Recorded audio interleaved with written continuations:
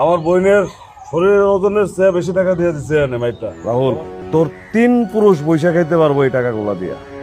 2 মেয়ে পুঁতে এই টাকাগুলা কোড়ায় নিয়ে চুপচাপ এখান থেকে চলে যান, আর একটা কথা বাড়াবে না। কি রাহুল, টাহার বস্তা তো দেখলা, এবার বলো। না চাচা, আমি টাকা পয়সা নিব না। আমি রানের বিয়ে করবো, এটা হলো ফাইনাল। আমার ওই টাকা পয়সার লোভ দেখে কোনো লাভ নেই।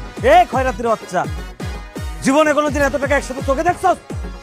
তারপর রানীর এই বিয়া করবো, রানীর এই বিয়া করবো, রানীর এই বিয়া করবো। ভাই আমি তো আপনার বোনটা বিয়ে করতে চাইতেছি। আপনার বোনটা আমার দিয়ে দেন, তাইলে তো ঝামেলা শেষ। আমার টাকা লাগবো না। ভাই এমনি কোনো কাম হইব না।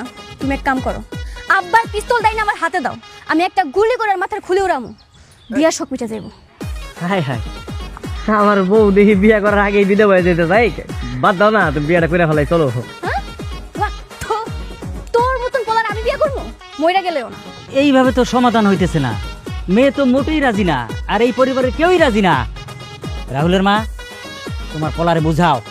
মেম্বাসা আমার পোলারে অনেক বুঝাইছি, বুঝ মানে না, কি করবো কোন? কতগুলা টাকা রাজি হয়েছে, আপনার সবাই বড় লোক হয়ে যাবো। আরে দাদা থেকে পাগল, এই কটা টেয়ার লোকে করে আমি বিয়ে করবো না? হ্যাঁ, পরে যদি আমি বিয়ে করি তাহলে এই টাকা তো কিছুই না। তার টাকা পয়সা পামু, তার লগে জায়গা সম্পত্তি যা আছে সব আমার এগুলো তো আরো বড় লোক হয়ে যাবো। তালুকদার সাহেব, এটা সমাধান কি? 10, 20, 50, 100, 200 না, 500 টাকার বান্ডিলে আমি আমার মাইয়ার ওজনে টাকা দিছি, তাও রাহুলের সমস্যার সমাধান হয় নাই। এই পৃথিবীতে সব সমস্যার সমাধান হলো টাকা, আর টাকা দিয়েও যেটা সমাধান হয় না সেটা হয় বন্দুকের গুলি দিয়া। মেম্বার সাহেব, আমি আপনারে কইয়া দিলাম, এই পোলা যদি আর একবার আমার মাইয়ার পিছে যায় আমি ওরে গুলি করে মারব। জামশেদ, টাকা দিল আয়। রানী, ভিতরে আয়।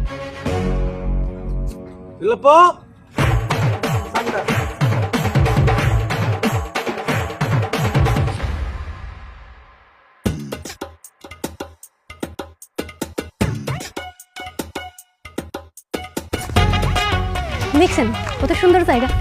আপনাদের কি জানি সামনে নাকি মান্দা কোন দেশ, ওই দেশে এত সুন্দর জায়গা আছে? ভুলপা চাটা তেলাং চামিংচো। কি কয় সব সুং সাং সাং, কিছুই বুঝি না। বাংলা কইতে পারেন না? বাংলায় কোন? সান্ডা সান্ডা